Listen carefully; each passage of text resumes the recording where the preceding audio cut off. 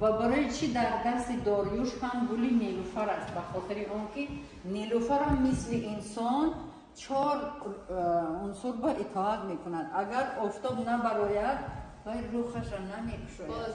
اگر که در باطلاق باشدن در زمین ریشه هایش نباشد گل نمیکند.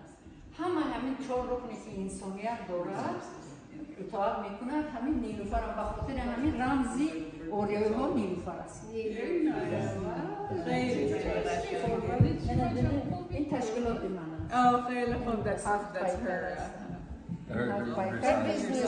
بنیاد بین المللی هنرهای مردمی تاجیکستان 7 پیکر این زحمت زنهای تاجیک است. چند ساعت؟ این روی این نمیشه که یک نفر کار کنه. روی این میدان برای یک سوزنی اجرا شدن است. من آموختم 26 نمود هنر میرفت است.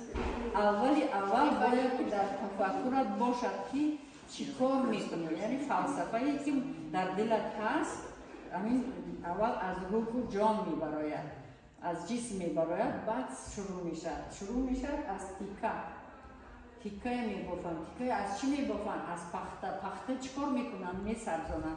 همینجوری من حساب کردم 26 نمود هنر لازم است که یک درست کنید. افسانه جان اینا محصولات میدونید زود تیار نمیشه. بله. اینا سالها میشود. بعد نفرایی که من آموزش میدم من میبینم که حسن خط شما با حسن خط این درست میآید. بعد میگم که شما یک گروه شدید. یک چیز من برای شما بگم، چون بالای نقش رو کار میکنم، من بار اول وقتی که در این سوزنی ها همین چیزها رو خیلی آموزش کردم و دانستم که همین سوزنی دوزی از قدیم مردم آریایی ها برای چی میکردن. برای اولش که همین علای میگفتم، من گفتگو کردم که همین علا در فارسی چی بودن. بعد این دانستم که علای این درختی نان بوده است. درختی نان درخت صبر میگویند. اگر همین برگ‌های یک سال می ایستد این برگ هیچی نمی شود، یعنی رکن خودش رو گم نمی کند. بالای همش باز آموختم که این درخت رو درخت صبر علای میگن حاضرای. این درخت در قدیم در زمان آریایی ها درخت نان میگفتن.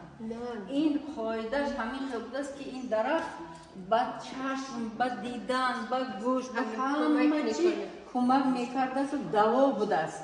به خاطر همین در بخارا مادر را نانا میگویند. همین نانا گفتن بخارا از همین آمده است که مثل همین درخت مادر هم شیر میتید، نگاه بین میکند، پرستاری میکند.